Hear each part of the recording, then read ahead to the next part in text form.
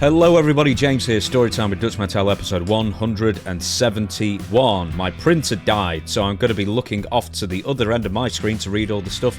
So, questions for Dutch@gmail.com, that's how you write into the show and submit your questions for the Friday exclusive spectacular Ask Dutch Anything.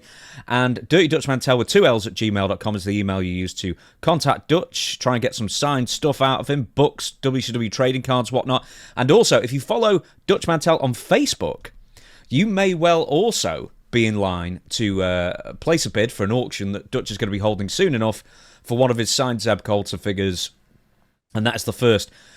There's 2 figures of yours, aren't there, Dutch? But I've never seen the other one boxed.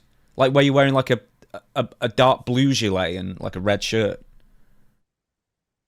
Really? Yeah. There are 2. I don't know. They didn't tell me. They didn't tell me anything when they put this stuff out. No, they didn't pay you much for it either. No. What happened here? Yeah, the camera's now stuck on your forehead. You need to bring the figure back up to try and zoom it out. No, it's done it.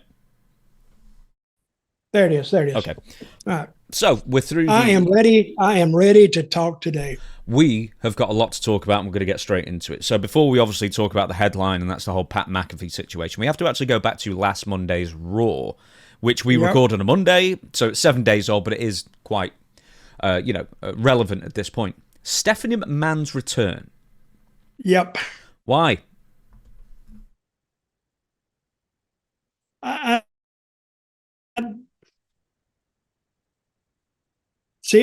quit trying to predict what WWE is going to do.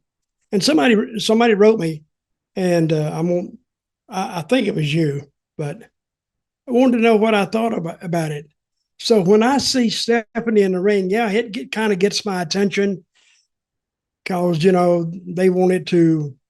they only bring her out on like big stuff. WrestleMania right around the corner. So they want to really gauge everybody's interest right off the bat. So, and let me ask you, I'm going to ask you straight up, just forget we have the podcast. I'm going to ask you, we're driving down the road. We're going somewhere. Doesn't matter where. And I said, did you see the Cody Rhodes and the Stephanie McMahon interview on Raw? I would say, yes, I did. Okay. And I'm going to say, did you like it? I would say no. What is Stephanie... I will never understand why I do understand, but they try, and she does it the most, is try and build herself up as so important in WWE, whereas for me, and I don't know about you, Dutch, she was someone that you had to endure for many years. Yep. Same thing here. But see, well, we'll get to this a little bit later, but I'm watching this. Now, correct me if I'm wrong. I heard that the idea, and I think you may have told me this, the idea for Randy Rose and Randy Rose? Pat McAfee. You're on the Midnight Express there. Randy Orton. Randy? Who does say Randy Rose? Randy Rose. Randy Orton. Yeah, that was a long time ago. But it was what's his name's idea? Ari Emanuel. We'll get to Pat McAfee in a minute. We've got to stick with the Stephanie segment because it was really weird. Because she talked to Cody like they were both WWE champions and like multi-generational talents and stuff like that. And then she offered to be a mentor.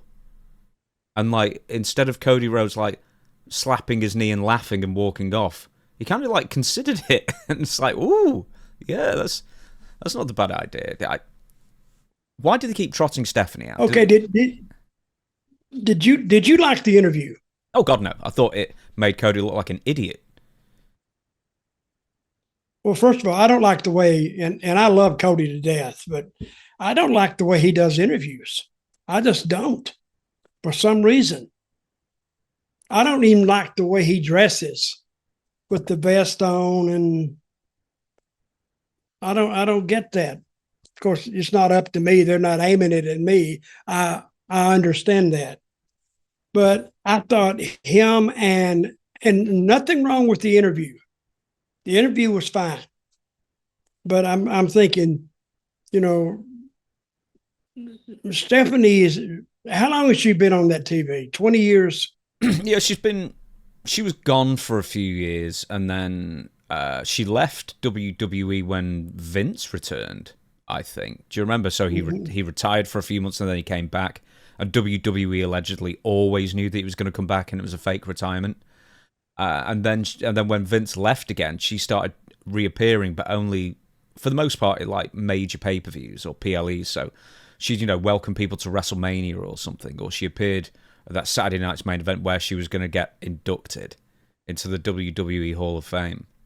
If you ran a poll on that interview with Cody and Stephanie, percentage-wise, what do you think the percentage would be that liked it?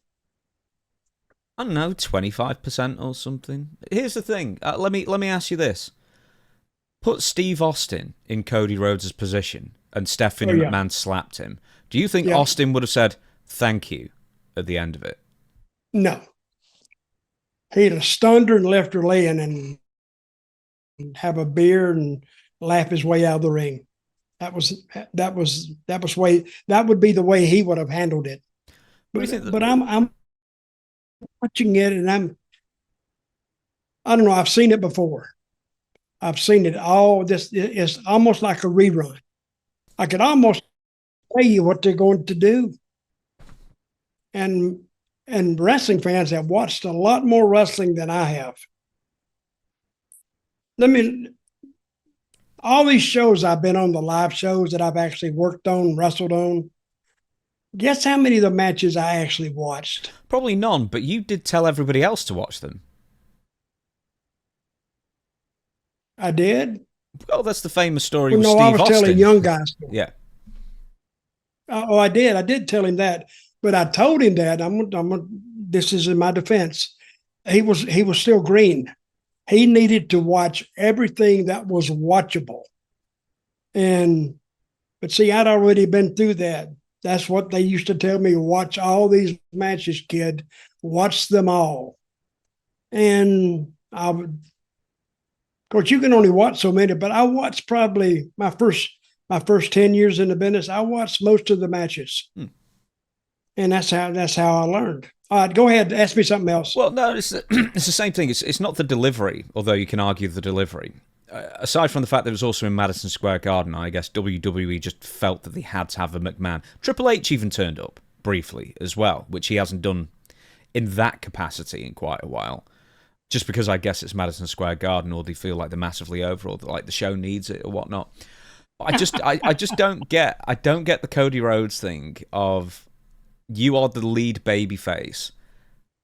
How can you take a slap from Stephanie McMahon that she's not a heel? I mean, she came off as a heel. How can you take that and say thank you at the end of it? I don't care what it was.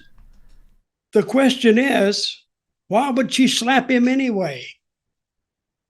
All he said to her was, he said, I'm not my father, but I mean, he was comparing her to Vince. You're not your father either. And that's all he said. You should thank him for that. That's enough to get her to, yeah, she slapped him. I don't, it doesn't make sense to me. Now, whose idea was this? I suspect it was a Triple H call. I don't think that was a higher up TKO thing. I think the McMahons are clamoring to get back on TV any way they can. But let's just go to SmackDown because... let's go to it. Okay, right. Tell us from beginning to end what we saw, because this was the opening segment of SmackDown. It's like the hottest topic of wrestling the last week by far. Randy Orton comes out. This is St. Louis, his hometown, and tell us from beginning to end the meat of the segment of what you thought of it. Okay, he came out. This is the week before, or this is last week? No, this is last Friday. Well, I picked it up where Stephanie was in the ring. Did they open the show with that? Oh, no. That was on Raw. This is the next. Yeah. That was on Raw. This is on SmackDown. Okay, so tell me what happened on SmackDown. Randy Orton comes out. He once again, he's the bad guy, of course. Oh, yeah. Okay, I got this. Oh, right, okay. Yeah, carry on. And then he was joined by Pat McAfee. Mm-hmm. And then Pat McAfee went to talk to Cody, I guess, and immediately kicked him in below the waistline, below the belt, kicked him right in the jewels and dropped him. And then, and this was, I love this. Did he have the sunglasses on coming in, or did he put them on in the ring? No, he had the sunglasses coming in, You and then they remember? kept nearly falling off his face the entire time. And then they went ahead to beat the hell out of him. And then, and this is another thing. If you get the crap beat out of you, you got to lay down for 5 or 6 or 7 minutes while they cut a promo over the top of you. Wouldn't you think you'd be holding your testicles or trying to get out of the ring or doing something? But they just left you laying there and they talked over you. I just never, I mean, sometimes, it's, people say, does it make common sense? No, it doesn't make common sense. I mean, he got kicked in the nuts and then they cut this promo over top of him. And the people were still trying to figure out why Pat McAfee did it. And then it was revealed that the person that Randy had been talking to on the phone was Pat McAfee. So at least they closed that little mystery that I was dying to know who he could have been talking to. But there's just something there that just didn't click with me. I'm not saying I hated it. I mean, it was produced well. But I'm thinking about it, but it doesn't, you just brought up Stone Cold Steve Austin. If Austin could have done not even half of that and had a hell of a lot more interest. Now, why is that? Because you mean if he was the mystery caller, you mean? No, if he was just in there somewhere. It doesn't matter where he is. You can listen to reading the telephone book, man. It'd be funny. Yeah. The thing is, Pat was actually doing an impression of Steve Austin. Let's get to the meat of the interview. Is that Pat McAfee said that all of St. Louis sports teams are terrible, and then he said the reason that is true. Very good, and the reason that he has aligned himself with Randy Orton is because Randy Orton's one of the last of a bygone era. Because today's wrestling is awful, and there's lots of tickets for WrestleMania still out, and that's because of Cody Rhodes' fault. I was like, man, that's the most counterproductive promo I've ever heard in my life. You get these occasionally in wrestling promotions where they actually integrate their own, like the promotion's own poor performance as a storyline. Did it in WCW, they did it in AEW, they've done it in WWE several times. Why? Now, how many people would actually know that unless they follow wrestling kind of closely? Nobody knows that. So you're telling some cab driver out in damn Des Moines, Iowa, that it's not sold out yet. You still got almost half your tickets left. How many will that building seat? Tickets 70,000. Maybe 65. Maybe 64, okay. Maybe 63, something like that. And with the stage setup. And they've sold like 40 something. Yeah, probably in the low 40s each night. Low 40s. Yeah. So hang on, do you not think this is going to be a sellout now with Pat McAfee involved?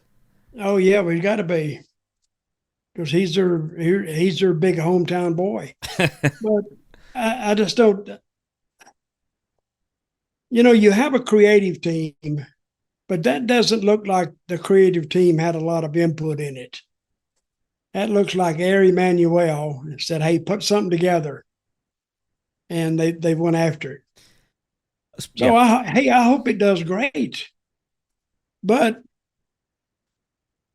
let me put you on the spot one more time. What did last WrestleMania do? 50. Well, it did almost 70,000, right? The last one, The I think they were New just shy Orleans. of a sellout. No. That was Las Vegas again. They were supposed to go to New Orleans this year, and they didn't. They went back to Vegas eventually. Yeah, last year they did, I don't know, 63,000 per night. So it was by far the biggest gate they've ever drawn ever. Mm-hmm. And I think Especially with the ticket prices. yeah, yeah, but the ticket prices have nearly doubled this year. So Do they think maybe that the price of the ticket might have something to do with people not going? are you thinking that because they've only run about half a dozen discounts, that they think that the ticket price might be an issue? How many discounts? They've done like half a dozen discounts or like flash sales. It's like they've reduced the price, and then because of what's the phrase, dynamic ticket pricing, the price is now all over the show. It's like you'll check it one day, you'll check it the next day, the exact same seat, it could be up or down 20%, like a really volatile stock market. Can I ask you this? Do you know what the relationship on screen is between Pat McAfee and Randy Orton? Do I on screen On screen. or behind the scenes? On screen. No. None. Do you know the relationship between Pat McAfee and Cody Rhodes on screen? The same answer? None. So Right. why have all these people that could have, like, I mean, you could have brought Kevin Owens back. I mean, maybe not. I don't know the shape of his neck, but like, there's a million different people that Randy Orton and Cody Rhodes have, had in their lives that would have made better options than this, surely. I mean, because Pat McAfee's got no relationship to either of them. He's not even really a celebrity in WWE because he's been in WWE for so long, so he's part of the furniture, practically. So you might as well just have, actually, it turns out it was Michael Cole all along, for all the difference it'll make. So, why do you think that, like, the higher-ups in TKO, Ari Emanuel, who personally represents Pat McAfee, is trying to make him... He's his agent, right? He's his agent, yeah. He doesn't... He used to be a talent agent prior, but he still personally agents a few people, and Pat McAfee's one of them, who he has said on record he is trying to make the next Sylvester Stallone. Well, I can't figure any of this out. Well, no one can, because it's just one giant higher-up favour, or, like dictation that WWE's kind of had foisted upon them. Okay, in a year from now, we're going to be sitting here, if we're still around, and I'm going to say, hey, did you know how you knocked Ari Emanuel and said it wouldn't go and all this? Well, you didn't say that, but you're alluding to that. You like that word, alluding. You're alluding to that. And now this is going to come back and bite you in the butt. But do you think it will go? Do you think it's going to be the talk of the wrestling world? Well, I mean, it's definitely the talk of the wrestling world, and it was kind of like furthered on by Cody Rhodes. So I sent you, well, you saw the main segment with Pat McAfee and everything, and then you also saw the Cody Rhodes rebuttal promo later on in the show. I did see that. Do you know that promo was not scheduled? It wasn't in the format. They apparently saw live how negative the reception was to Pat McAfee being revealed, that they felt that Cody needed to get his heat back. Yeah. Well, and the interview wasn't that good. Do you not think? No, I don't think. I think he put a lot in it. But I'm talking about me personally. I mean, but the fans didn't buy into that either, right? Right. They hated that, right? Well, the problem is that Cody Rhodes is in I nearly said Randy Rhodes. That was Ozzy Osbourne's old guitarist. They're in Randy Orton's hometown. And Cody Rhodes has already been booed beforehand, so he was never going to get a good reception. From the start, this should have never been booked in the first place. Even if it was someone good as the reveal. Because Cody Rhodes is already getting booed, Randy Orton is already getting cheered wildly as the heel. It's doing nobody any favours. But let me tell you this about Cody. I'm going to give you some quotes. We got all dressed up in St. Louis tonight to find out who Randy Orton was talking to on the phone, and colour me surprised, it was Pat McAfee. That's like if Scott Hall and Kevin Nash talked about the third man in the NWO, and instead of Hulk Hogan, it was Disco Inferno. He said that, didn't he? Yes. Didn't he bring up Disco? Yep. And do you know what? The fans didn't even react to it. Just goes to show WCW's been a very long time ago. A lot of them just like, Well, I bet you almost half that crowd didn't know who Disco Inferno was. Most likely. Probably more than that. He then said, Pat, you stoner grifter, Logan Paul without muscles, human hat rack, fly by night. You were going to get your receipt, and boy, I felt it, and I should have. You're a former NFL punter, but Pat, you and everyone who represents you, and I know who I'm talking to, can kiss my ass. It seems like there's a lot of internal frustration in WWE directed at Ari Emanuel that he can upend booking, and it seems like, very specifically, everyone who represents Pat McAfee. And then afterwards, Cody says, oh no, is that too far? What are you going to do, fire me? And I didn't understand it at the time, but now all this makes sense. Did he say that? Yes. Quote, verbatim. What are you going to do, fire me? Yep. When they start saying things like that, they're getting a little too big for their britches when they say things like that, knowing they can't fire him. And that would be such I don't know. I just didn't get this. The whole thing I didn't get. I mean, I didn't sit there like I've watched a lot of wrestling in my time, a lot of it, but I didn't sit there and think to myself, wow, this is good. I was thinking, man, is that the best they could really do? I mean, I don't want to come off as knocking it, because I am. But I think they could have done a lot better. Who came up? Okay, it's already been credited to Ari. Mm-hmm. And I don't know if Paul has the stroke to override that. He does not know. Because there's a WWE board of directors over Triple H. Then there's Nick Khan and whoever else above that.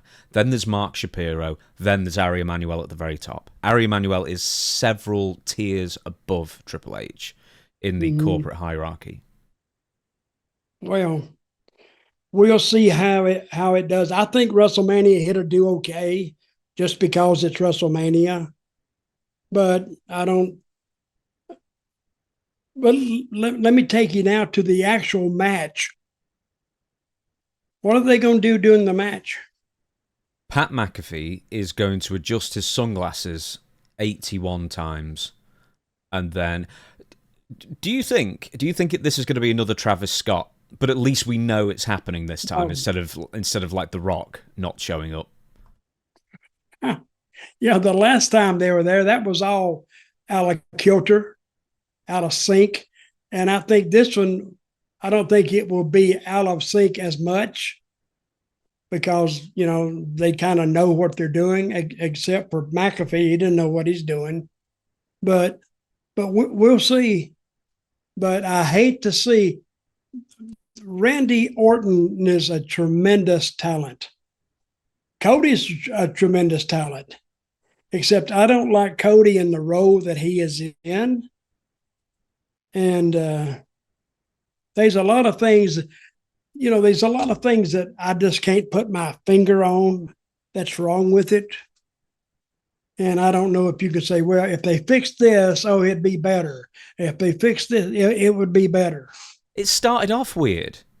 That's what I'm saying. Yeah, I mean, the whole thing with Cody, going back 3 years, I had a different feeling about it. I just didn't much like it. Tell the story to everybody that you told me about Randy Orton at breakfast. Because we were talking, obviously we talked beforehand, every time we start, but you were telling me a story about Randy Orton at breakfast. You've got to say it. Oh, we was in the UK. And I went down to breakfast one day, and I'm sitting there, and I didn't notice who was in there. so I look down the line, see who was in there, and I was already eating breakfast. and Randy Orton was in there, and I look at him, and he's just looking at me like this. I went, damn. Didn't you know what you do? So maybe he's not looking at me, and I was looking around, but he was looking right at me, and that was a weird feeling, And I was looking at Randy going to the ring. What do you think he weighs now? Well, you were saying before, he's got to be 300 practically. He's got to be 280. I've seen him in person. He's got 280, not 300, and he's in shape. He's just big. He's a big guy. So, what was his brother's name? Randy Orton, brother? Didn't he have a brother? No, not in wrestling, I don't think. Well, I think he did, maybe. Well, maybe he's got a brother, but let me find out. Okay, he has two brothers, but I don't think they're in wrestling. Nathan and Roderick Orton. You're not thinking of Barry Orton, his uncle, are you? Maybe it was Barry Orton. Yeah. He's his uncle? Yeah, Barry Orton's his uncle. He died a few years ago. Maybe that's who I'm thinking of. Yeah, Barry O. There you go. I was halfway there. Who do you think should have been the mystery caller? Who do you think would have made most sense? Because I said Triple H is desperate to get back on TV. He was Randy's mentor. That's what I said. That would fit perfect. All of a sudden, now Triple H, now you got a reason to dislike Orton. But now with the way they got it set up, McAfee, maybe if you're a football fan, McAfee's got heat with you. But I don't know. It was just clunky. Let me say that it's clunky. It doesn't really fit. But now, if they had put, I'm saying, you can only be on TV so long, and they've seen you so long. Oh God, he's old. So now you're putting back Triple H, and he's easy to dislike because he does have that going for him. But I think if Triple H had been the place where McAfee was, I think it would have worked at least 50% better. Do you think? Yeah. Well, there's a reason for him to be there. I thought about him too. There's an association. Say there. What? Well, there's a reason. There's an association. Yeah. Pat McAfee's just a transplant. He's just the company owner's client that's been put in. And I like Pat. Here's some scuttlebutt. Yeah, I do too. But here's some scuttlebutt. He had actually quit here a while back, right? Yeah, well, I guess quit, yeah, because he gave an interview, not an interview, he was doing an Instagram Q&A, and someone said, when are you back in WWE? And I just said, I'm so busy, I can't be. And apparently, Pat nearly didn't make it on Friday. Apparently that nearly fell through as well. Luckily, he was able to make it. So, yeah. What if something else happens and he misses it? Then Stephanie McMahon will replace him, I'm sure. And somehow she'll end up champion, I think.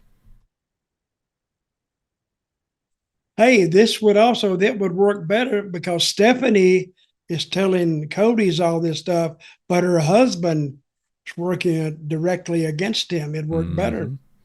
See? Made more sense if Triple H involved. I like it better now. Chris Jericho has returned, finally. So, Chris Jericho's potential return to WWE. You praising the Lord there at Easter over that news? He has risen. He has risen, Dutch, would you believe? So, Chris Jericho, after a year, he's come back to AEW. There was an awful lot of speculation that Jericho was going to go back to WWE because it seemed that Tony Khan was either keeping him off TV or freezing his contract or whatever was going on, and then he got himself into shape and everybody was speculating he was going back to WWE.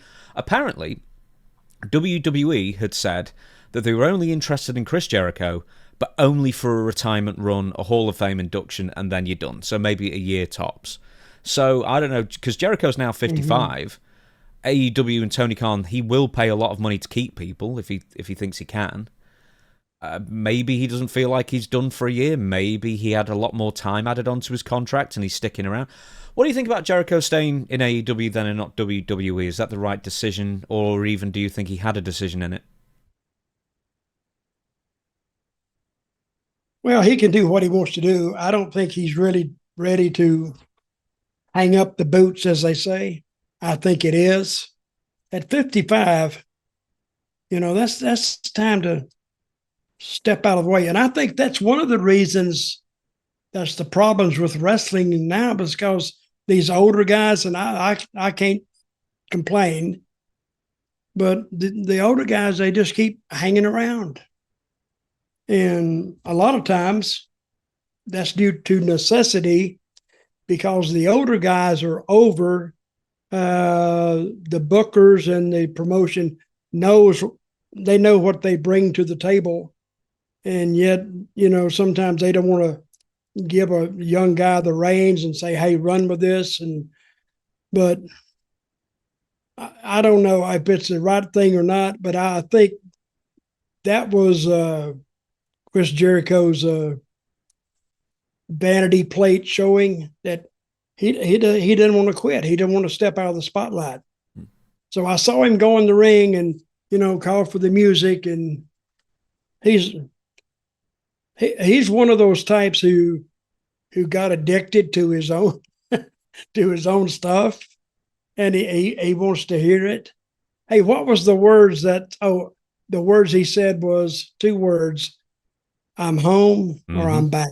I'm home. Yeah. I'm home. And they went crazy. So what are they going to do with him? Well, that's the question, because Jericho was getting booed since like 2023 by AEW's own fan base. And when they turn on somebody, boy, do they turn on somebody, it seems. Then he tried to be a heel for a bit. He did the learning tree thing, which had like an initial interest run, but then kind of petered out quite quickly. And then he was just gone for a year. So that's a good question. What do you do with him? Let me ask you this. I'm going to ask you a really marked question. In this year's time that he was out, what did he do? Nothing. He did some gigs. I know he did some gigs in the UK. For the most part, I don't know if he did some acting stuff or presenting stuff. I don't think he did nothing, but he didn't wrestle. In the UK, but that was music in the UK, right? Yeah. He's done nothing in wrestling for a year. If that's so nothing. He hadn't had a match or anything. Not even an independent match. No, not an independent match. He made no appearances on AEW television whatsoever. Not even in like retrospective packages, really, or anything like that. So that was it. WWE also around Royal Rumble time had like made a couple of hints that he was turning up as well. So I think I don't know if it really came down to the wire. I don't know if Jericho never had any intention of going to WWE. But it's interesting, if nothing else. But the fact is that he's 55. Can you really book him in at the top of the card? Because people will resent that, I think, at this point. Well, at 55, most people are thinking about retirement, going to the beach and fishing and doing all this. He's, he wouldn't be in the first match, but I don't think he would be in the main event either. I mean, they can put him wherever they want to. But I think that's, I don't think he wanted to go to WWE when they laid out, oh, we're going to have you do the retirement deal and we're going to do all this. I don't think he really wanted to do that. I think he wanted to be figured in. He wanted to do angles. He wanted to do the same thing he was doing 30 years ago. But they didn't see it that way, and he didn't like it. So, but if it was me, I would say, Mr. Khan, see, he wouldn't be Tony to me. He'd be Mr. Khan. When you're asking for money. Yes, I say, Mr. Khan, whatever you want to do, just, I'll go over here and sit down in my chair and, pull my shoes off, watch TV, and, you just keep the checks coming. and I'll do whatever you want me to do. You say that So 50... what do you think? Why do you think Tony is like that? In Does what Tony sense? still think does Tony Khan now put yourself in the role of Tony Khan? What does he see in Chris Jericho? Name value, I think, more than anything else. Or maybe, I mean, it could even be, I just really don't want WWE to have another name wrestler, because I think that going to WWE would have been better for his career short term, because it's like you've done it so many times. You move to a new territory, you're a fresh coat of paint, you're basically a new character. You've got that, 100 years as 100 days grace period as president kind of thing, where you can do no wrong for the most part. So it kind of just gives you a new lease on life, and then you can bounce back and forth and constantly be, fresh.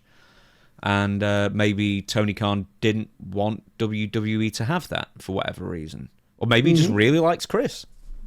Well, maybe. But anyway, I hope it works out for him. I really do. He needs to cut his hair. You think? I think he just needs to look like a newer version of himself, cut his hair, and and maybe another outfit, and at least look like you went and did some work on yourself. Yeah. Well, I mean, he's lost a lot of weight, but also he came with that Three Musketeers mustache as well.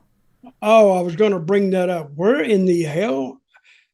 Who told him that was a good idea? He's got himself that Dutch Mantell starter kit. It's not kicked in yet. Stop it. Now, I wouldn't say anything about you like that. Well, it's because I can't grow a mustache. That's why. Oh, okay. Yeah, but I was looking at the mustache and I went, oh my God, what is he? He has long hair now. And his abdominal muscles, I've never seen muscles like that before.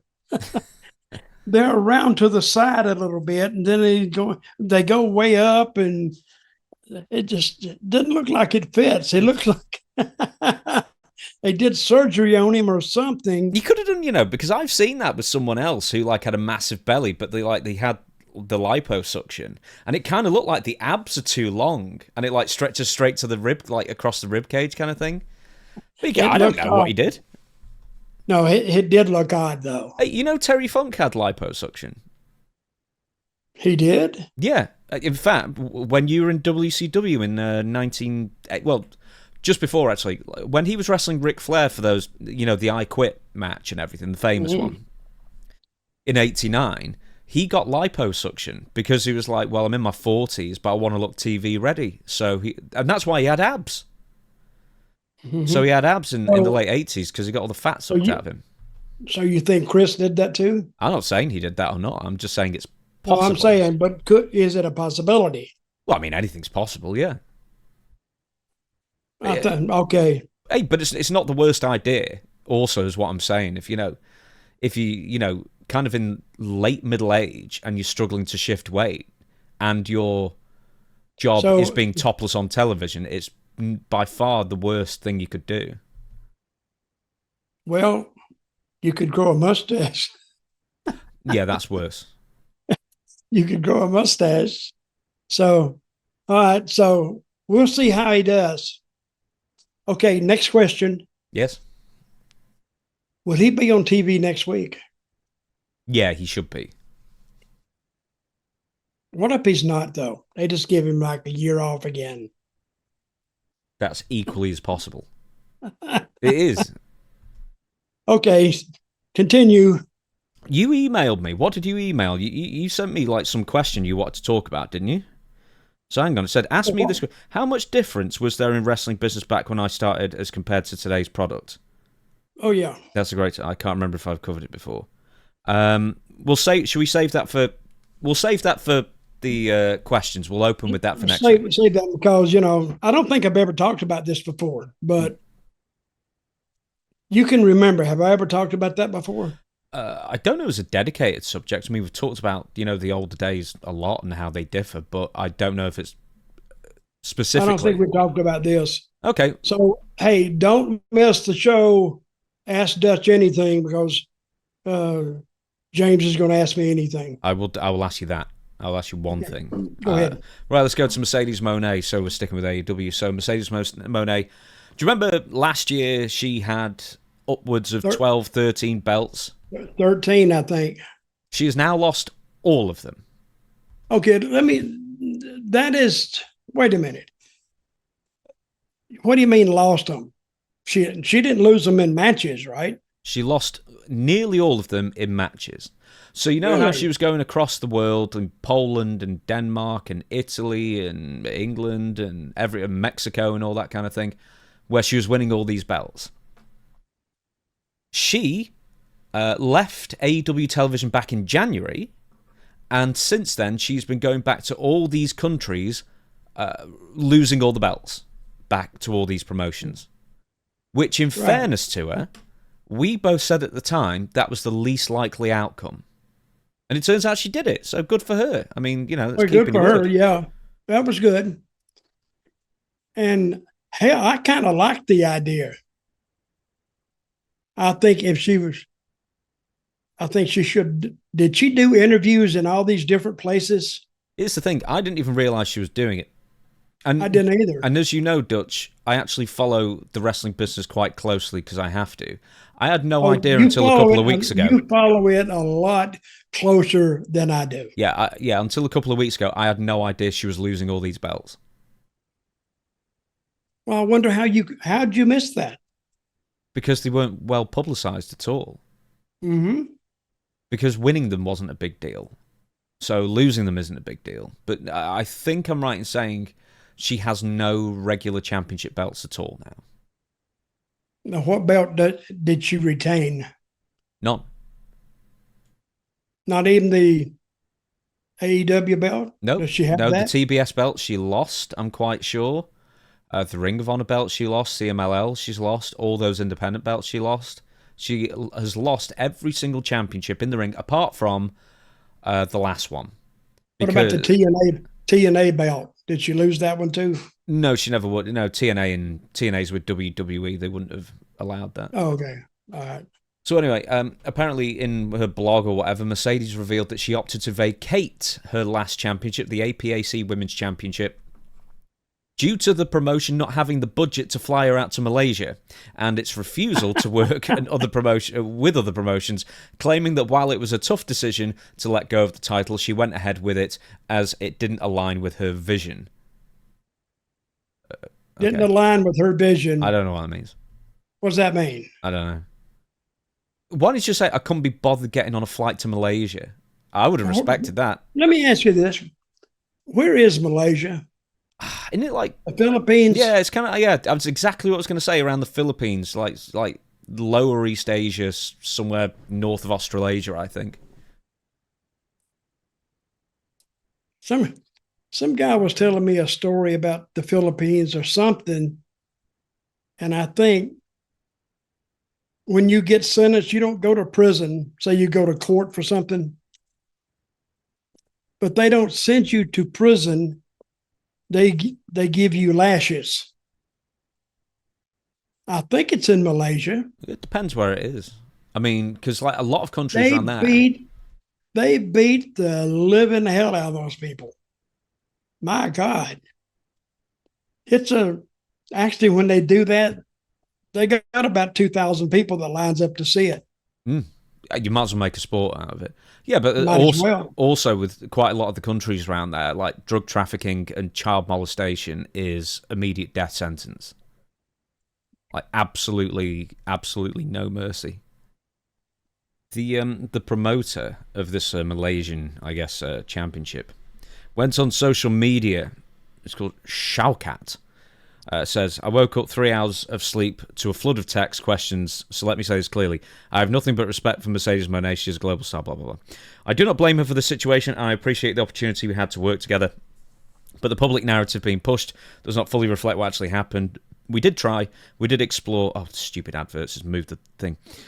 We did explore working with other promotions because that was what was asked of us. I personally reached out, followed up, and tried to make multiple scenarios work. I also need to correct this clearly. I did not ask other promotions to fly my wrestler in for us. I have the text and email receipts to back that up. whatever. Anyway, just saying different things. But the point is that she went to every independent promotion and dropped the title in the middle of the ring, apart from that one.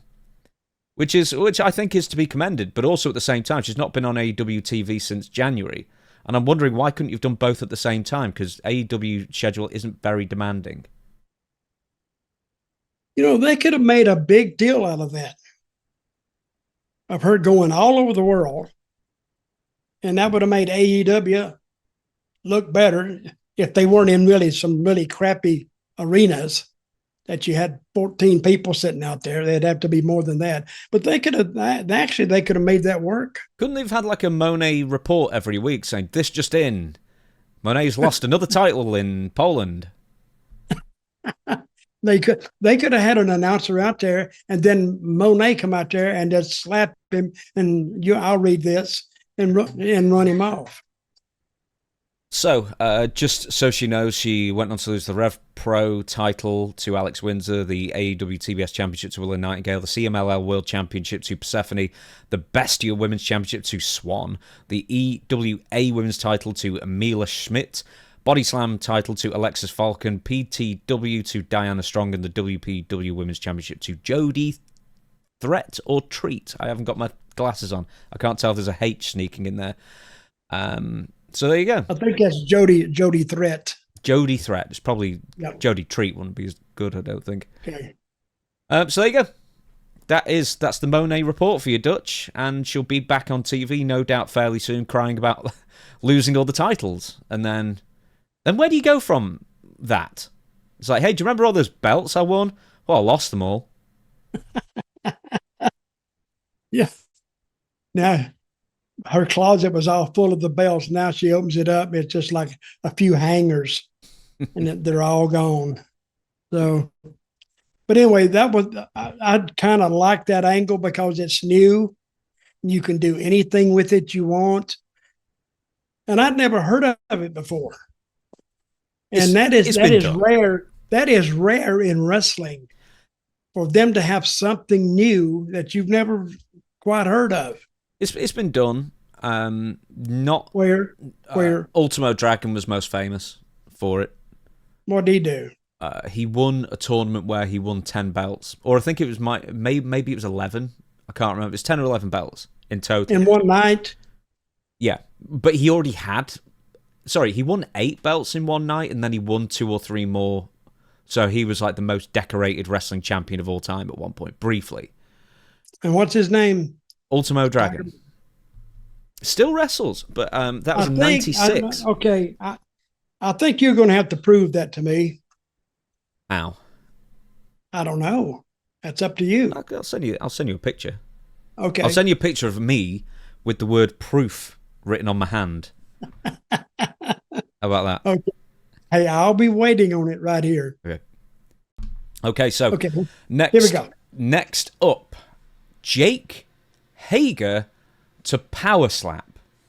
Have you have you heard of Powerslap? Have you seen the videos? I didn't see it, but I know what he's in, so I'm gonna have to call him up and ask him about that. Yeah, well, he's his first fight or match or bout or whatever you call it, 2 weeks. It's a week or two. Yeah. Now, where do you see that? Well, that's the thing. I don't know where you see it, because all I ever see are like the highlights, if you can call them that, on social media. I don't know where you actually. I don't know any in the UK. I don't know where you watch it. I've never known where you watch it, unless it's on the UFC app or something. No, who is behind this? It's the same guy with. Yes, Dana White. Yeah, Dana White. Do you like watching that stuff? No, I don't get that. I mean, because it's just watching CTE in real time.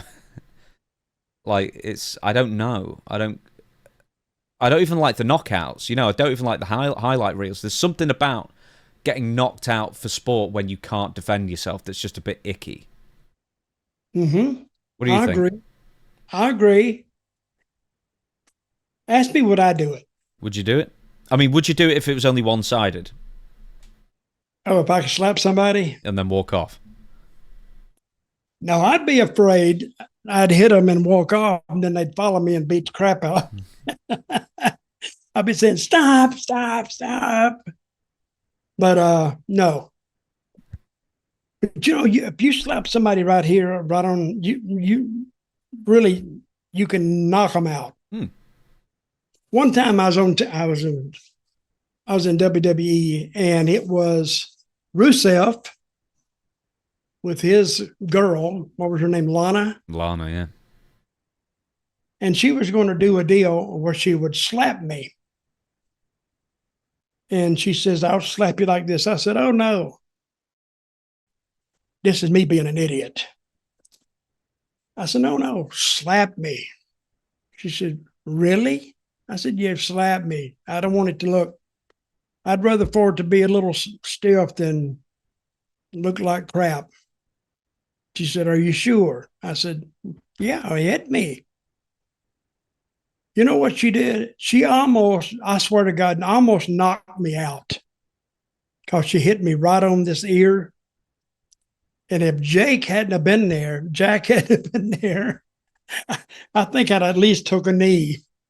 So I said, and then she asked me later, she said, "How was that slap?" I said, "Oh, it's fine. It's fine. It's fine." I went to the back like this.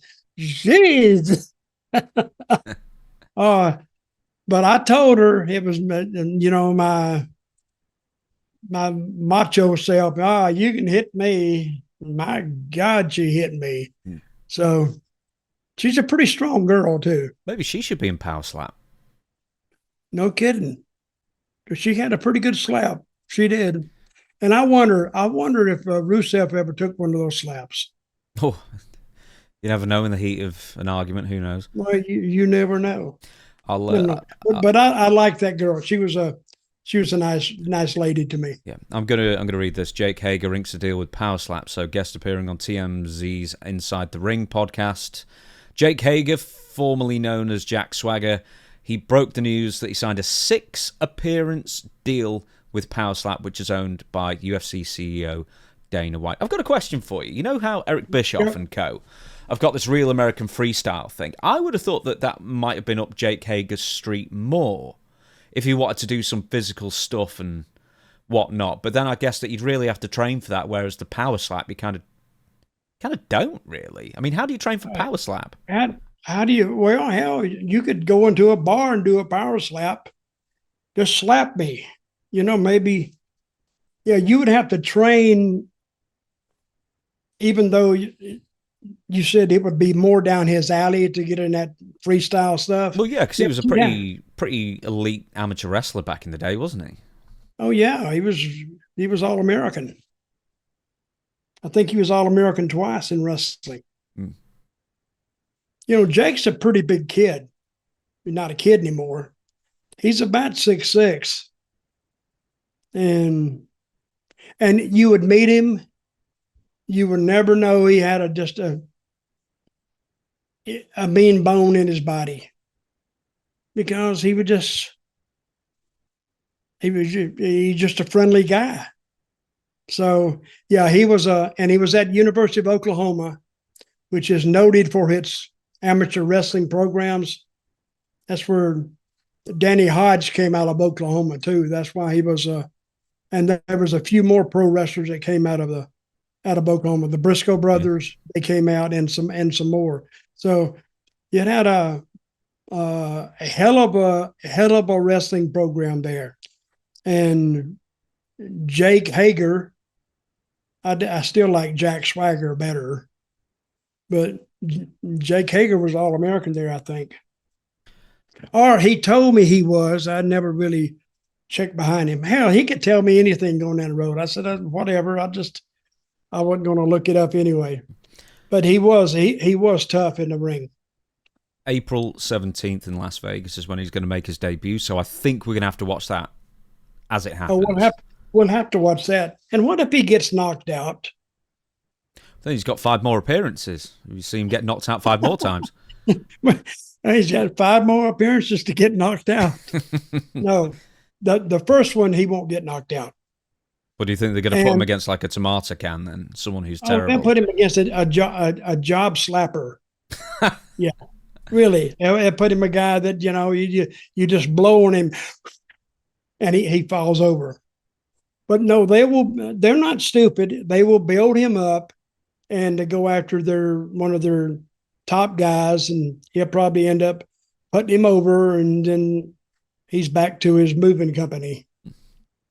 So, MJF revealed that he pitched an idea to Tony Khan, mentioning that they have some key talent from NXT now in AEW, and he pitched this idea about having a Wednesday Night Wars documentary produced by AEW. Wait a minute, I'll back this up. Yep. Wednesday night what? Wars. Wars. Yeah.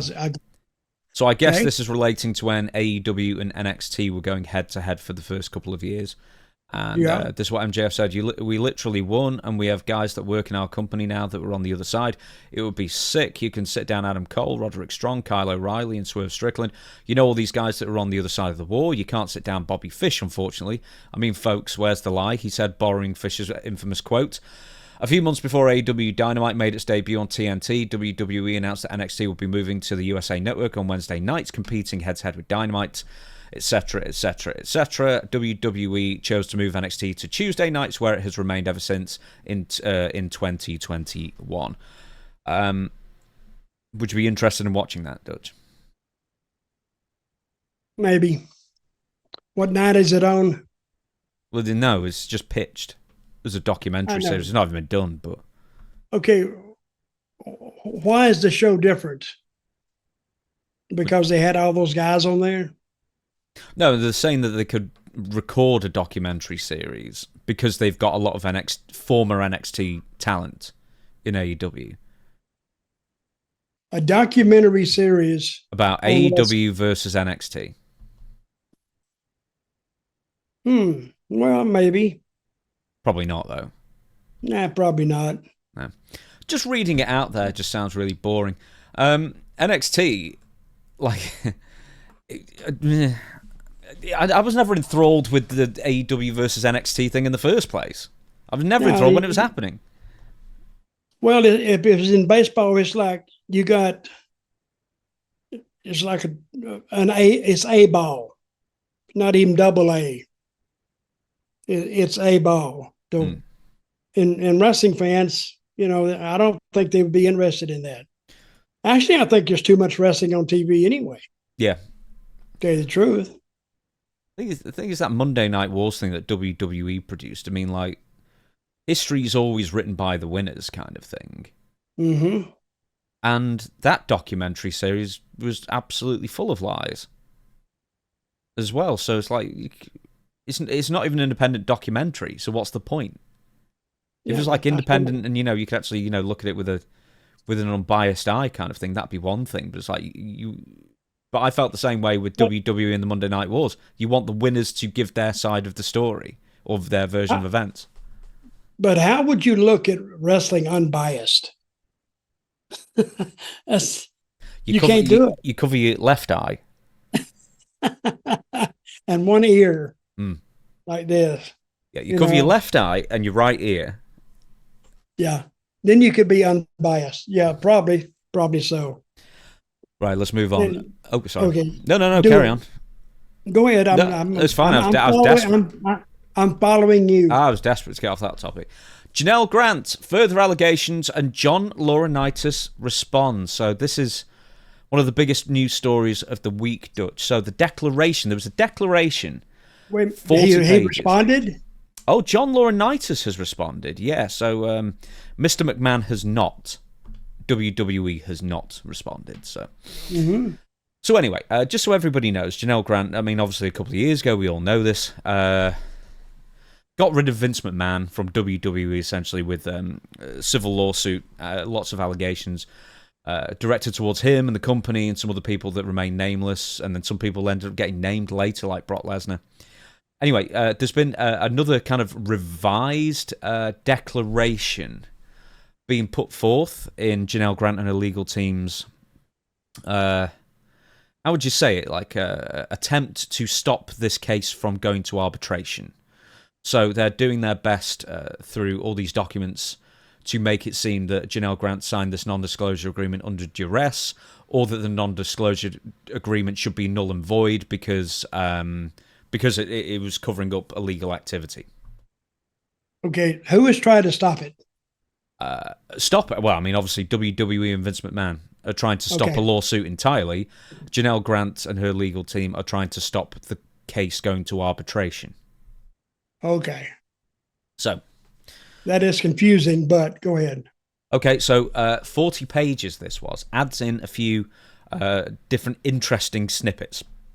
So, according to the declaration, Grant alleges that McMahon became directly involved in facilitating her employment with WWE, which isn't too much we didn't know, including influencing the creation and structure of her role, of course. I mean, Vince McMahon at one point, to stop her from leaving, or to try and, I guess, convince her to stick around, if nothing else, tried to double her salary and make her a vice president of WWE. Did you know that? I'd heard that, yes. She describes her position as one that became increasingly intertwined with McMahon's personal involvement, framing this dynamic as central to the power imbalance underlying her claims. It should also be noted that they lived in the same apartment building, the condo complex or whatever, as well as worked together. Among new or revised claims, Janel Grant alleges that senior WWE executives, including Vince and Janel Grant, lived in the same place. Basically, yeah, in the same condo building. Yeah. Since he couldn't live at home with Linda, I guess so. Yeah. Did Linda kick him out? I hope so. Should have done. I think they may have been estranged beforehand, but they've been estranged for a while, I think. Okay. I mean, Vince is estranged for a long time, I guess. Have you ever met him? No. God, no. Wait a minute. Why did you say it that way? Oh, I mean, I'd love to have access to meet Vince McMahon. Can you imagine the interview exclusive? Oh, you'd get a hell of an interview. Hell of and a he wouldn't even, listen, you're so good, I think. He wouldn't even know he was being interviewed. Yeah. Oh, I'd say, so just tell me, Vince, how did you shit on that woman's head? Like, could you do the squat motion? Did she know it was coming? Did she know it was coming when she looked up and saw a big anus hole looking at? But it's madness, isn't it? It's absolute madness. It is. And when I heard that about Vince, I wasn't even surprised. I was thinking, my God. So Janel alleges that Nick Khan, among others at the top, knew about the relationship. She describes being moved out of the legal department and reassigned in a manner she alleges increased access and control to her, while being characterized internally as potentially a corporate liability. So, because all these executives knew about her relationship with Vince and some of the things I guess they were allegedly up to, or Vince was allegedly, in Janel's case, or words would say, coercing her, that she was a liability to the company, especially if Linda McMahon found out that, you know, the divorce could be way more costly than if she didn't find out, for example. Anyway. Okay. Now, Linda knows about it now, of course. Oh, God, yeah. She must have known about stuff for years, because Janel Grant is by far the only case here, with all the NDAs signed over the years. So the whole office, really, I feel sorry for Linda. I really do. So the whole office was attempting to safeguard that news from Linda. Yes, while Vince McMahon was apparently sending photos of Janel Grant to as many people as possible. With doo-doo on her face. Well, not that. I don't think he took a photo of that. But no, like all these nudes and such that he was requesting, and then he was forwarding it on to friends, and then he even told her at one point, according to the affidavit, that probably thousands of people have seen them. Yet he wanted to keep it a secret from Linda. He's a complete idiot. So she was completely naked in these pictures? Yes, I presume so, yes. You're assuming? I'm presuming. Okay. So, according to another declaration, Grant states that McMahon told her that he had privately disclosed the relationship to executives. They were eventually willing to be supportive. Continuing further, the filing further alleges that key decisions regarding her role, reporting structure, and continued employment were made with knowledge of the situation. Primary legal focus of the memorandum is the enforceability of the NDA. Grant alleges that she was pressured to sign and then sign the agreement under duress, including limitations on how she could communicate with legal counsel, etc., etc. Right, okay. I'm going to add some more stuff that's interesting now. So, break that down into English. What exactly? That I just said? No, it runs together. Okay, she signed that non-disclosure agreement under duress, and even if it wasn't under duress, that NDA was used to cover up alleged crimes of a serious nature, and therefore it should be thrown out. Therefore, it can't be enforceable. Mm-hmm. Because she doesn't want it to go to arbitration. This case, so if it goes to arbitration, it means that she could get a lot less money. She won't have a jury to, I guess, play on the sympathies of. It'd just be an arbiter. I think a jury would work to her disadvantage. Do you think? Why? People would be looking at us and, well, you know, if you're letting that be done to you, you're a sorry human being, really. Even if she said she didn't know it was being done. If it was done one time, why would she go back? Well, that's also an interesting question, but then it also brings up the story of like any abusive relationship. Why does somebody keep going back? But it happens time and time again because of any number of different reasons. Because they feel like they have to. It's because they feel like they, are being controlled. Maybe they feel like they're being blackmailed. Maybe they feel like they've got no other options. But what would they do? She was getting money. Only the first installment. And then Vince stopped paying him. The irony is, if Vince McMahon had just paid her the $3 million as pre-agreed, then we never would have heard about it. And what's even more bizarre is this had come out months before it came out publicly. The WWE board of directors were like made aware of this like 3-4 months earlier. And it was getting to them, like this relationship was getting to everybody Vince didn't want it to get to, including Linda. And then, but then he was also, allegedly, according to Janel Grant, trying to pimp Janel Grant out to other wrestlers, including Brock Lesnar. Okay, in defense of Brock Lesnar, his name has been dragged through the mud so many times in this, and he didn't do anything. No, he didn't. Apparently, or allegedly, once again, they were trying to arrange it, or Vince was trying to arrange it. But he was too drunk to consummate, I guess, that arrangement, and then it never happened. That is what is in the claims. Okay, why did Vince want to put Janelle with Brock so much? Because what was going to happen off that? Okay, so the original thing was it was meant to be, or the way Vince was suggesting it, or was alleged to suggest it, is that it was a bargaining chip to re-sign Brock Lesnar. But as we do know, or we're pretty sure is absolute concrete fact, is that she was farmed out to John Laurinaitis at Vince McMahon's behest. I think Laurinaitis has backed that up. That brought her worth down. Yeah, and so there's John. Yeah, I know. But there's John. But apparently there was also another WWE wrestler. Who? We don't know. And Janelle has said she won't name this person. Okay. But I'm going to name him. No, I can't name him. So. Or can I? We can just name names. You'll get it eventually, I'm sure. But we don't know. All we know is that this wrestler was on the February 14th, 2022 episode of WWE Raw, because it was the Valentine's Day episode, and apparently McMahon had already farmed Janel Grant out to this wrestler, and McMahon, once again allegedly, texted Janel Grant to text this wrestler to congratulate him on something or other, and whatever it might have been. I don't know. But the biggest interesting thing that I found... Okay, did you look up to see who was on that? Yeah, there was like 40 people. I mean, where are you even going to start? Well, you start by reading the 40 people. Well, I'm not going to. That's where you would start. That's where I would start. Yeah, I'll be here forever. So, the most interesting thing is that Vince McMahon, apparently, allegedly, once again, even after Janel Grant had signed this non-disclosure agreement, was still trying to dictate to her who she could and could not sleep with, including Brock Lesnar, including other people at McMahon's whims, allegedly, but that Vince McMahon was, for lack of a better phrase, withdrawing from the relationship temporarily because Linda McMahon was getting word of it, and he said that we'd pick up the relationship after WrestleMania. So this NDA was signed in late January, early February. Okay.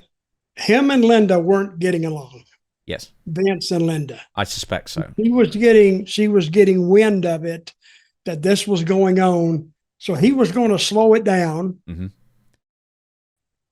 And then after WrestleMania, that's a stop and go point for everything, it seems like, in WWE. Yeah. And he was going to restart it again. Was that what is? Did I hear that right? That's basically what she alleges, yeah. Wow.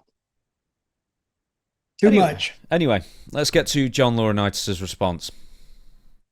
So, where am I? Yes, a lot of info on John Laurinaitis was also reasserted in Grant's affidavit, with Johnny Laurinaitis' lawyers releasing. I thought he took himself out of this. No, right, okay. Here's where it gets interesting. Laurinaitis was originally a defendant in the civil suit, right? And there were a lot of allegations thrown against Johnny Laurinaitis. And then in mid-2025, his name was taken off the lawsuit because he had agreed to supply evidence against Vince. Right. But then here, he says, my client, his lawyer says, my client has no need to comment on this salacious affidavit. Anyone can make allegations. Whether those allegations can withstand the harsh sunlight of cross-examination is another matter entirely. So they're just saying, well, these are just allegations and whatnot. But the fact is that originally he came out in Vince's side, and then he said, actually, I'm with Janel Grant because I was also a victim of Vince McMahon. And it could be argued that he was. Yes or no? No, because John Laurinaitis has tanked his credibility so badly. This is like the third time he's flip-flopped here. We can't bring that back into it. What? His credibility. Oh, dude, yeah, he's got no credibility at all for either side now, because he's just playing whoever he think he can to get away with things. He's already got his name off of the civil suit, so he's in essence already won in a sense. But then he's not disputing. Well, he is now disputing some of the things that Janel Grant has claimed. So it's kind of bizarre. What? Like what? Nothing. Well, all of it. It sounds like by that quote.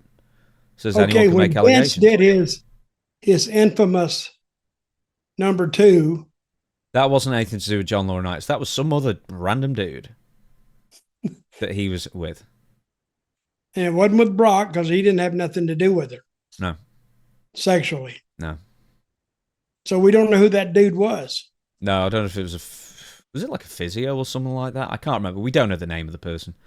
Anyway, so that's where we're at now. So the big date now is June. I don't know exactly when, maybe June 10th or something, where we will finally know whether or not this case goes to arbitration or if it goes to civil court. And if it goes to arbitration, we probably won't hear much more out of it. The next meeting it's open to the public. The decision will be, yeah. We'll know. We'll know where the case ends. They'll decide there whether it's arbitration or not. Yeah. So we don't have too long to wait. Okay, if you could go to that trial, would you? Oh God, yeah, absolutely, I would. I'd be fascinated. Really? Oh yeah, I would. Yeah. If it was in Manchester Crown Court, I'd be there every day. But it isn't, so I'm not. All right. What if they called you? What if they called you over the stuff that we just? I'd be the sketch artist, and I'd be sketching Vince McMahon doing a big old shit on the floor every single time, no matter where he was. That is horrible. And then Vince McMahon with all his various dildos that he's named after wrestlers. Yeah. Here's the Hornswoggle. Here's the Great Khali. Yeah. Here's the King Kong Bundy. I wonder what else he had. Do you think he had what was the manager that was around for years? The mustache, the beard, and the hair, and he's Italian. And what was his name? What, Armando, whatever he's called? No, I'll think of his name a little I'm bit. trying to think. Not Umaga's manager. No, he was. He had a. He just he managed like, the managers like whoever they took their turns. Like a manager and the next team that come in. You mean Captain Lou? Captain Lou. Yeah.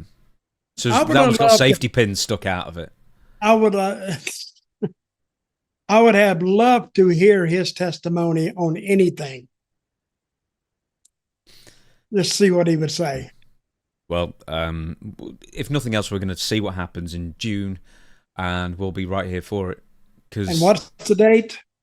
Just somewhere in June. I know it's June. I can't think of the date. Okay. Okay. We'll be watching for it. Okay, let's move on. Ted DiBiase Jr. So he wins. Speaking of lawsuits, speaking of trials, he was found not guilty because basically, I guess they couldn't prove that he solicited for the money. He was just given the money and bought stuff with it. And they also couldn't prove beyond a shadow of a doubt that he didn't actually do some work for that money as well, or like fulfill the contracts essentially. So anyway, he's now doing conventions. Straight out there with conventions. I guess he needs the money, Dutch. What do you think? Well, what you doing the signings? He's doing that. Yeah, he's going to be doing signings and photo opportunities. Would you believe WrestleMania weekend? Well, let me ask you this: he's had a lot of publicity. Do you think he would be a sought after vendor? I don't know if it'd be like ironic or not. A regular fan. What do you think? What, you mean who doesn't know about the court case? No, just say somebody wanting to get his autograph. I think it'd be a novelty, yeah, because I don't know if he's done many in years. Hey, look, John Laurinaitis got some people turning up to his table. Why not Ted? Yeah, but I heard that it was not that many. It was made to look like it was an overflow crowd. Yeah, no, there was 400,000 people turned up to get John Laurinaitis. Did you not see the photo that was definitely real? I did see those photos. Yeah. Do you think 400,000 people? That's quite a large chunk of money. Yeah. Do you think Ted DiBiase Jr. will have an AI photo of all the fans clamoring to go see? I don't know. Do you think he'll be busy? Oh, wrestling fans are hard to turn off. They're hard to gauge. Oh, he'll do okay. Me and you need to do one. Well, you can't fly, so I'd have to fly over there. Have you seen how expensive flights are at the moment? Yeah, you told me. Yeah. Very expensive. Yeah, it's ridiculous. I've been looking a lot recently and like, man, I don't know if we're going much of anywhere. So on a plane. England to the States is how much? Well, I don't know. It's a big country. Where? Well, I'd say Manchester. You live in Manchester, right? Well, near enough. But yeah, no, I mean, where in the States? Tampa? You mean Orlando? Yeah, Orlando or Tampa, somewhere in Florida. Okay, well, it'd have to be Orlando. I'll find out one sec. Okay, I've checked the price. What month are we talking about here? I've got October in, and it said just over £1,000 direct. That's economy. So what's that? About $1,300 round trip. Is that too expensive, or is that not that bad? No, that's pretty expensive. It's about $6,000 business. Ooh, that is expensive. Yeah. Damn. That's pretty expensive. Would you spend $6,000 to meet Ted DiBiase? Would you fly Ted to your house to meet him? Yeah, I would. Just say, come on in, Ted, sit down, Would you give him the right address? I would. Oh, you give him the right address, or you would just send him to someone else's house? No, yeah, she's got to come to my house. Yeah, okay. So. Well, you want to get your money's worth, I guess. All right, then. A couple more things, I think, for this episode. Seth Rollins versus Gunther at WrestleMania 42. This is weird. Again, where did that come from? I think it came from desperation, because they had nothing for Gunther to do, and Bron Breakker's not fit to wrestle. So Seth Rollins had no one to wrestle either, so they just went, you two, go on. I don't get that. Well, they're probably between a rock and a hard place, but I don't get that at all. I don't even see an angle between you. They could set it up, but would you be interested to see that match? No, even if they did an angle. Well, they did, but I mean, it was really like Seth was doing a promo, and Gunther pulled him out the ring and put him in the sleeper and put him to sleep, and then that was it. That's the angle. That's it. Yeah, that's it. It's just two people had nothing better to do for WrestleMania. They just shunted them together, I think. They need to watch their move with Gunther, because he's their go-to guy right now. Because they pushed him harder than anybody else on that roster. So I would be careful just throwing him in stuff just to throw him in stuff. Well, that's a good question then, because Seth Rollins is a babyface coming off an injury trying to get revenge on a completely separate group. Gunther, they've got something really good with Gunther, so you don't want to beat him. So who wins? No, Gunther's got to win. Gunther's new. What, you been there 3 years right now? Probably longer. Well, I'm talking about in WWE, not NXT. No, but he's got to go over. I mean, you can't. I mean, just because the kid's been a baby face for a while, not Gunther, the other kid, Seth. Yeah, you got to have a Gunther go over. Like, I would. Clean? Wouldn't you? Well, yeah, but I mean, I think they've kind of called off Gunther, I think. That's the thing. Losing to Gunther, not necessarily clean, but as clean as you can get it, I think you're better off. They've kind of diminished his role slightly because, like, he's not in any of the main events. He's not in any angle, really. I mean, Punk and Roman and Brock Lesnar and Obafemi and Cody Rhodes and Randy Orton, some other people as well. They're all being portrayed as bigger stars now. Let's go back to this guy, Obafemi. Yes. Do you see anything with that guy? Yeah, I think so. Here's the one thing. So when you put Obafemi and Brock Lesnar together, you can so tell that Brock Lesnar's the more dangerous of the two. But Obafemi's got the size and he's got the look and everything like that. If he could move more like Brock, like, be like more of just like an all-round terrifying athlete kind of thing, that'd be even better. But Brock's just a freak. I mean, you can't really replicate Brock. Well, I think how big is Obafemi? Good question. One sec.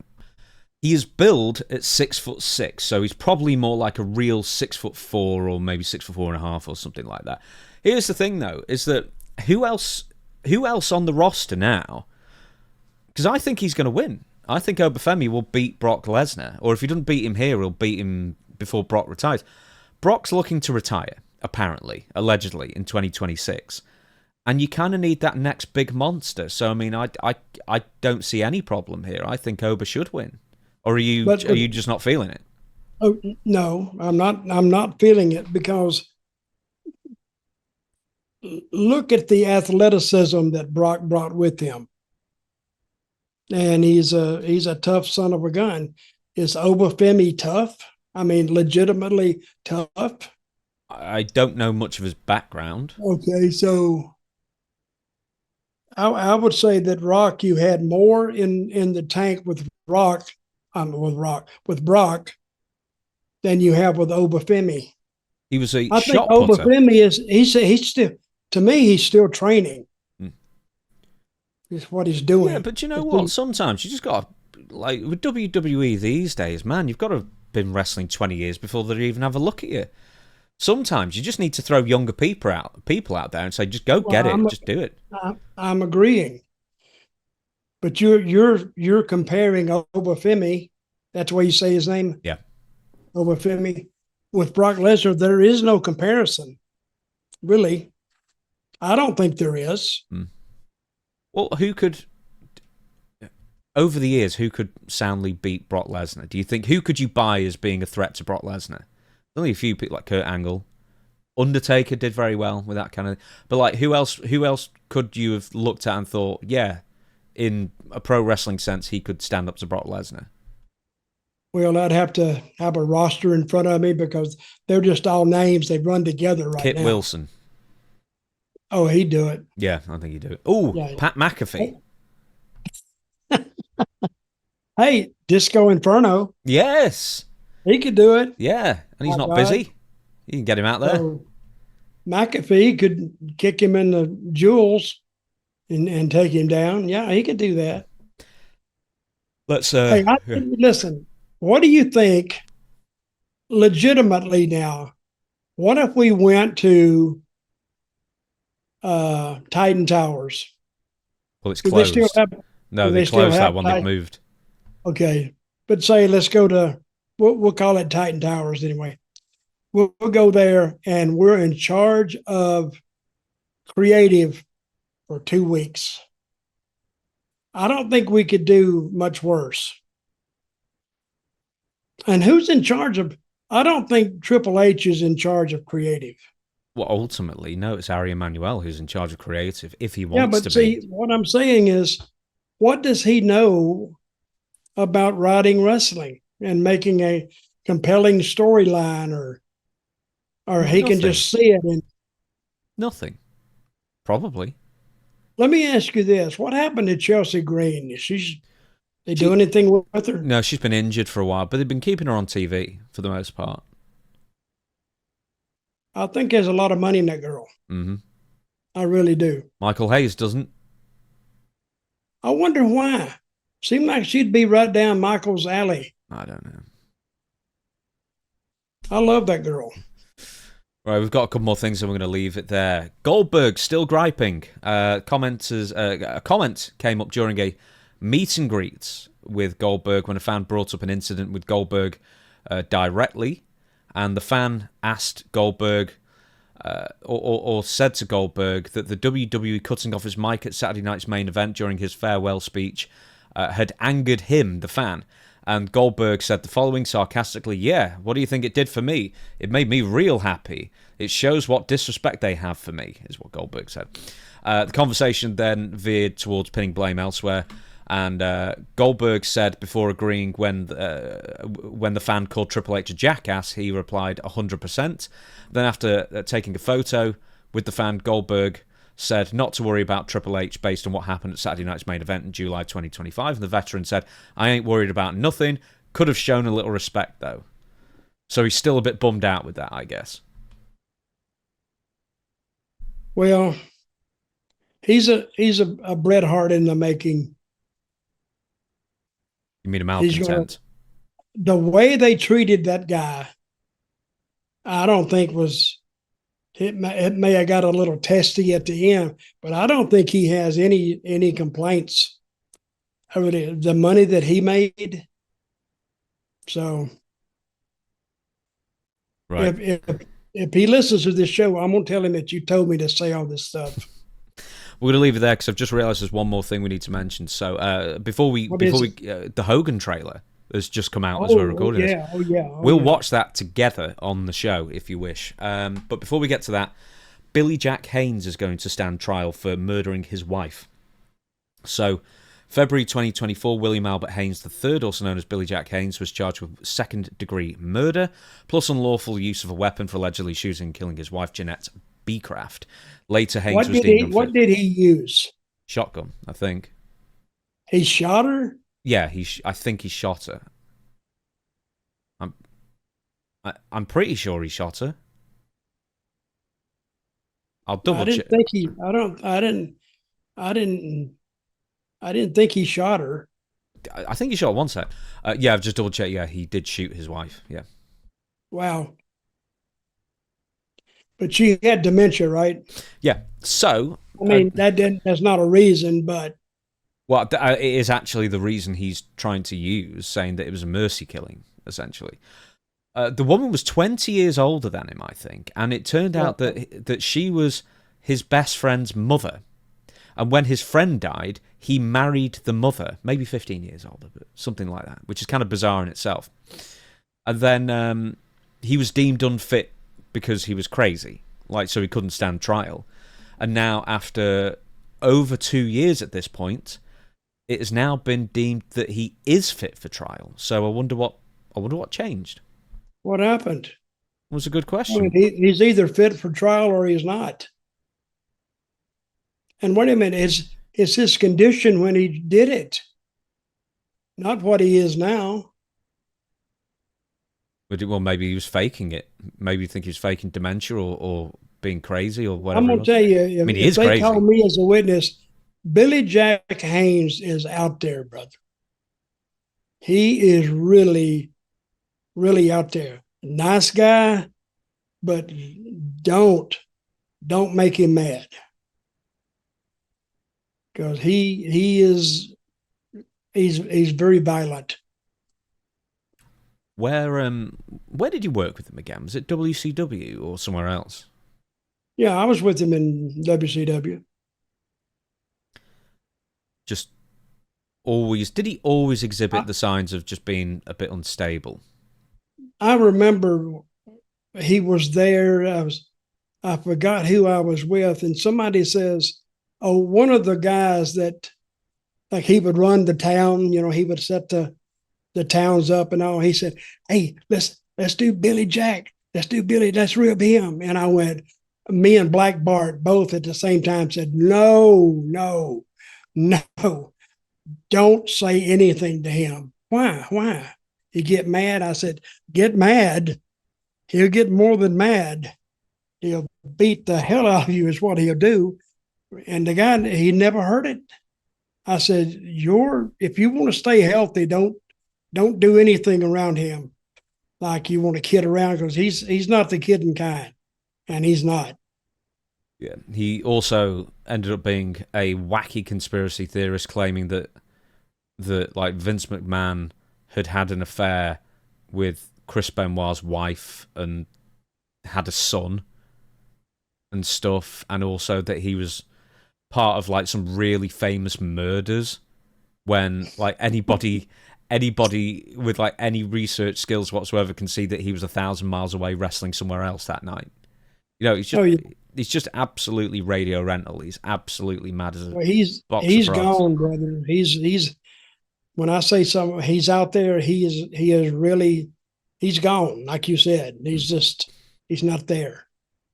So now he's fit to stand trial. He can surely not plead anything but guilty, considering that beforehand there was a 2-hour standoff with police before they arrested him, and also that I imagine, has admitted time and again that he did it. So, I mean, what's going to happen to him now? He'll get probably life in prison and he's in his 70s. So, and even if they sentenced him to death, they would never get around to him if he wanted to fight it at all before he passed away naturally. He's 72 years old now, so yeah, he ain't going nowhere, I don't think. Okay, the one thing that we're going to end on, which we hadn't really planned on doing, but I've just realised that this ended up dropping as we were recording this. This has just come out.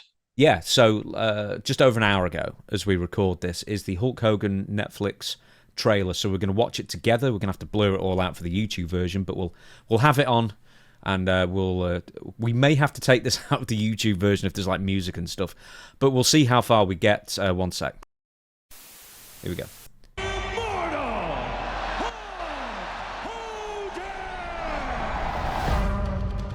In wrestling, you should be remembered from all the wars you've been and everything you've done. Look at this! I don't believe it! Some people hate me, but after I'm gone, I think people don't know the truth. Who was this guy really?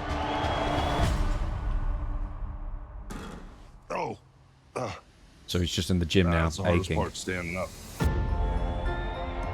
I really was here for a reason more than just wrestling. The fans liked believing Hulk was Superman. Is it art? Is it fakery? What is it? Oh, there she goes. 1, 2, kicks out. Life was so clear. Where did that life go? The mistakes, shone through. Most of us think of Hulk Hogan as the king of the ring. But was there a sinister side to his success? So this is going to deal with the steroids then, I guess, as well. He practices. I was running pretty hard partying. Maybe I was drunk. Maybe I was high. I don't know what to tell you. It's kind of like a recipe for disaster. There are millions of kids that have believed in me and what I stand for. Sorry, Dutch is laughing at Jimmy Hart for the audio listeners. yeah. Just the image of Jimmy. Cheers. Yeah, I love Jimmy. The character was so strong. Terry got lost along the trip. Hulk Hogan has torn down everything that he once built. Really want me to tell the truth? Okay. He doesn't sound well there, does he? No, He doesn't He look doesn't. well either. Like this must have been filmed. he looks thin and a little thick in the waist, Yeah, and he never looked that way. yeah. He's thin in the face. You can see that. This has got to be just like months before he died. And what did he die of? Any number of things, I guess. Probably just a heart attack, I think, in the end. But he had loads of complications from, I guess, a neck surgery that went wrong. Here we go. You know, I know where all the bodies are buried. We literally didn't speak to each other anymore. But I realized I still love him. God, this is wife, ex-wife. One night they love you, one night they don't. I mean, Oh, so there you go. They've gone for the. They've mentioned the booing at Netflix, the Netflix debut. That was in Vegas. No, that was in California, Terry LA. Boyd was just a Okay. human being. But Yeah. when I went in that ring, brother, I was Hulk Hogan. The character helps people. That's all I know. I can't predict what the final act of the story is going to be. But the legend of Hulk Hogan will live forever. I would watch that. Yeah, I'll watch that, definitely. Probably do a review. Doesn't mention the racism allegations, I've noticed. No, he conveniently left that out. No, I think well, you know what else is convenient is that Netflix also hosts WWE programming, so I can't imagine it's going to be the most censored. And I bet you, hey, Ari Emanuel may have had something to do with it too. Yeah, narrated by Pat McAfee, the new Sylvester Stallone. That was good. Yeah. In a world, we could do that. Yeah, in a world where it's make believe, or is it? Or is it in a world where Hulk Hogan can't predict Hey, a the lot of people don't know this, but the real matches, really, the real struggles are in the dressing room and in the offices. Mm-hmm. That's where the real fights happen. Mm-hmm. What do you think of the trailer then? Something you'll watch? Oh, I've watched that. Yeah, I will. Because he is just a unique type guy. Well, you will see us again. You'll see us again on Friday for Ask Dutch Anything. The email is questionsfordutch@gmail.com. That's how you submit your question for Dutch's consideration to be asked on a future episode of Ask Dutch Anything. We are getting through the archives quite well as well. I think we're only 2 weeks behind maybe now, but please keep on emailing in. Yeah, we've got through quite a lot of questions that we've addressed in the past as well, so we've kind of filtered a lot of those out. So, everybody, thank you so much for watching. We will once again see you this coming Friday. Dutch, we the people. We the people.